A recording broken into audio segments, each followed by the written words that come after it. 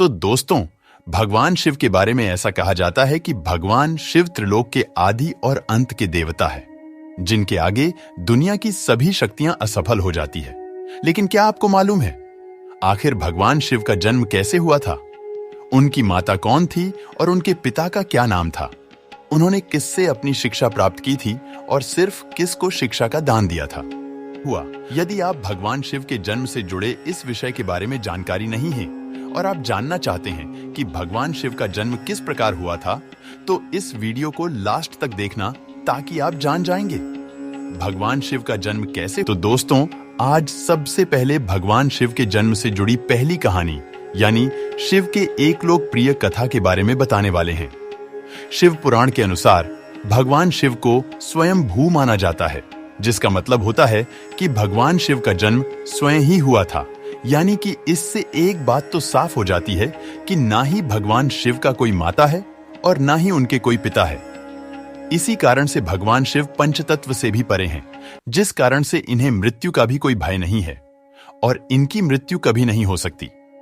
विष्णु पुराण की कथा के अनुसार भगवान शिव के जन्म से जुड़ी हुई एक और कहानी के बारे में विष्णु पुराण में बताया गया है कि भगवान विष्णु के माथे से निकलने वाले तेज के कारण भगवान शिव की उत्पत्ति हुई थी और उनके नाभि से निकलते हुए तेज से कमल पर विराजमान ब्रह्मा का जन्म हुआ था। मगर दूसरी ओर भगवान विष्णु के जन्म के बारे में शिव पुराण में बताया गया है कि एक बार की बात है जब भगवान शिव अपने घुटने मल रहे थे और उनके घुटनों से निकलने वाले मैल से भगवान श्री विष्णु जी का जन्म हुआ था। पर अगर ऐसा हुआ है तो विष्णु पुराण और शिव पुराण एक दूसरे से बिल्कुल अलग है। इस कथा के अलावा भगवान शिव के जन्म की एक और पौराणिक कथा काफी ज्यादा है, जिसे शायद आपने बड़े बुजुर्गों से सुना होगा। पर अगर नहीं सुना तो आपकी जानकारी के लिए बता दें कि एक बार की बात है, भगवान विष्णु और परम ब्रह्मा जी के बीच इस बात पर जब बहस हो गई थी कि आखिर इस संसार में सबसे महान कौन है, और जब भगवान विष्णु और भक्त ब्रह्मा इस बात को लेकर बहस कर रहे थे तो एक जलते हुए खंभे के रूप में महादेव उनके बीच आए थे। दोस्तों, वो दोनों इस रहस्य को नहीं समझ पाए और तभी अचानक से एक आवाज आई जिसमें कहा कि जो भी इस खंभे का छोर ढूंढ लेगा वही सबसे महान कहलाएगा। ऐसा सुनते ही ब्रह्मा जी ने एक पक्षी का रूप लिया और खंभे का ऊपरी हिस्सा ढूंढने निकल गए। वहीं विष्णु जी वैराह का रूप धारण किया और खंभे का अंत ढूंढने निकल गए। बहुत देर तक खोजने के बाद भी दोनों में से किसी को भी खंभे का छोर नहीं मिला और दोनों हार मानकर आ गए, जिसके बाद भगवान शिव अपने असली रूप में आए और फिर भगवान विष्णु और ब्रह्मा ने यह मान लिया कि महादेव ही सबसे महान और शक्तिशाली है। इनसे बड़ी शक्ति इस दुनिया में कोई नहीं है। इसके साथ ही शिव पुराण में बताया गया खंभा इस बात को दर्शाता है कि ना ही भगवान शिव जन्मे थे और ना ही उनका कोई अंत है। और एक कारण तो यही है कि भगवान शिव को स्वयं भू भी कहा जाता है, यानी भगवान शिव का अंत है ही नहीं, वे अमर है। अब हम बात करते हैं भगवान शिव से जुड़े एक ऐसे विषय के बारे में जो सबसे ज्यादा प्रसिद्ध है कि क्या भगवान ब्रह्मा भगवान शिव के पिता है? जी हाँ, इनकी यह कहानी लोगों के बीच काफी प्रसिद्ध है। तो आपको बता दें कि आखिर किस प्रकार भगवान शिव ने पुत्र के रूप में जन्म लिया था, जिसके अनुसार जब धरती आकाश पाताल या कहे पूरा यूनिवर्स जलमग्न यानी पानी में डूबा हुआ था, तब भगवान विष्णु के अलावा कोई भी देव या प्राणी इस संसार में नहीं था। तब केवल विष्णु ही जल सतह पर अपने शेष नाग पर लेटे हुए नजर आ रहे थे, जिसके बाद उनकी नाभि से कमल की डंडी पर ब्रह्मा जी प्रकट हुए। और जब भगवान ब्रह्मा और भगवान विष्णु इस यूनिवर्स से संबंधित बातें कर रहे थे, तब भगवान शिव प्रकट हुए, जिसके बाद ब्रह्मा ने उन्हें पहचानने से इनकार कर दिया।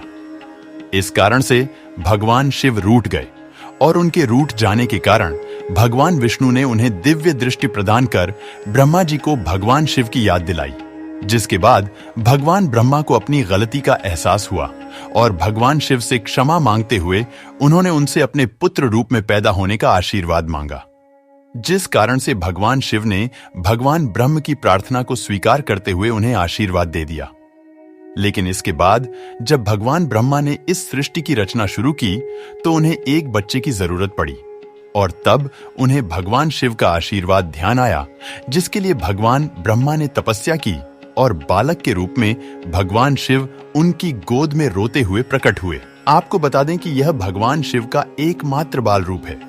जब भगवान ब्रह्मा ने उनके रोने का कारण पूछा तो उन्होंने बताया कि उनका कोई नाम नहीं है। तब भगवान ब्रह्मा ने भगवान शिव का नाम रुद्र रख दिया, जिसका मतलब होता है रोने वाला। पर इसके बावजूद भी भगवान शिव चुप नहीं हुए, इसलिए ब्रह्मा ने उन्हें दूसरा नाम दिया। पर शिव को वो नाम भी पसंद नहीं आया और फिर भी वे चुप नहीं हुए।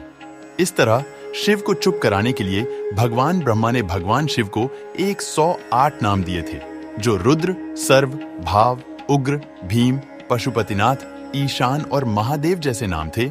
और शिव पुराण के अनुसार उनके यह नाम पृथ्वी पर लिखे गए थे। श्री देवी पुराण की कथा के अनुसार इसके बाद बात आती है। श्री श्रीमती देवी पुराण की कथा में देवी पुराण में भगवान शिव की माता और पिता के बारे में बताया गया है। श्री देवी पुराण के अनुसार देखा जाए तो एक बार जब भगवान नारद ने अपने पिता भगवान ब्रह्मा से पूछा कि सृष्टि का निर्माण किसने किया है, साथ ही भगवान विष्णु, भगवान शिव और आपके माता पिता कौन हैं?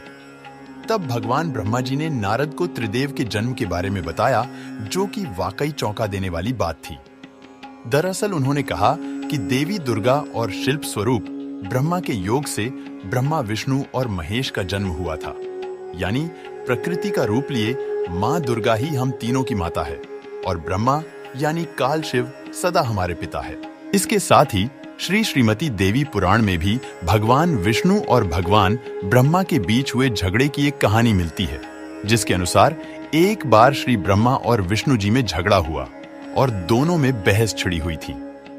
तब भगवान ब्रह्मा ने कहा कि सृष्टि को मैंने बनाया है और मैं ही प्रजापिता हूं, जिसके जवाब में भगवान विष्णु जी ने कहा कि मैं आपका पिता हूं, क्योंकि आप मेरी नाभि से निकले हुए कमल से पैदा हुए हैं। और धीरे धीरे कर यह बहस बढ़ती गई। दोस्तों, इसके बाद इन दोनों का झगड़ा सुनकर सदा शिव वहां पहुंचे और उन्होंने कहा कि पुत्र, मैंने ही तुमको इस संसार को बनाने और इसे संभालने के केवल 2 काम दिए हैं। इसी प्रकार मैंने शंकर और रुद्र को संहार और तीरों गति के कार्य दिए हैं। इसके साथ ही उन्होंने कहा कि मेरे 5 मुख है, एक से आकार, दूसरे मुख से उकार, तीसरे मुख से मुकार, चौथे मुख से बिंदु और 5वें मुख से नाभ यानी कि शब्द प्रकट हुए हैं। उन्हीं 5 को एक साथ मिलाकर देखा जाए तो एक अक्षर ओम बनता है, जिसे आज हम सभी भगवान शिव के मूल मंत्र के रूप से जानते हैं। इतना कहने के बाद भगवान ब्रह्मा और विष्णु दोनों ही समझ गए कि भगवान शिव से ज्यादा शक्तिशाली इस दुनिया में कुछ भी नहीं है और दोनों ने भगवान शिव को प्रणाम किया और चले गए। उनके गुरु कौन थे एवं किससे शिक्षा प्राप्त की थी? चलिए दोस्तों, अब जब आप भगवान शिव के बारे में इतना तो जान ही चुके हैं, तो क्या आपको पता है कि आखिर भगवान शिव ने किससे शिक्षा प्राप्त की थी और उनके गुरु कौन थे? हम जानते हैं शायद ही इसका जवाब आप में से किसी को पता होगा, पर जिन्हें नहीं पता उन्हें बता दें कि भगवान शिव स्वयं में संसार के गुरु माने जाते हैं, जिन्होंने संसार में गुरु शिष्य की परंपरा की शुरुआत की थी। लेकिन अगर सवाल आता है कि आखिर भगवान शिव किसके गुरु थे, तो आपको जरूर जान लेना चाहिए कि हिंदू धर्म के ग्रंथ कहते हैं कि ब्रह्मा और शिव जी इस संसार के सबसे पहले गुरु हैं, जिन्होंने गुरु शिष्य के इस रिश्ते की शुरुआत की थी। जहां भगवान ब्रह्मा ने मानस पुत्रों को शिक्षा प्रदान की थी, वहीं भगवान शिव ने अपना ज्ञान केवल अपने 7 शिष्यों को दिया था। यानी भगवान शिव 7 शिष्यों के गुरु थे और वे जिन शिष्यों के गुरु थे, उन्हें आज के समय में सप्त ऋषि का दर्जा दिया गया है। दोस्तों, अगर आपको यह जानकारी अच्छा लगा तो लाइक और सब्सक्राइब कर देना और कमेंट में हर हर महादेव जरूर लिखें और शेयर जरूर करें।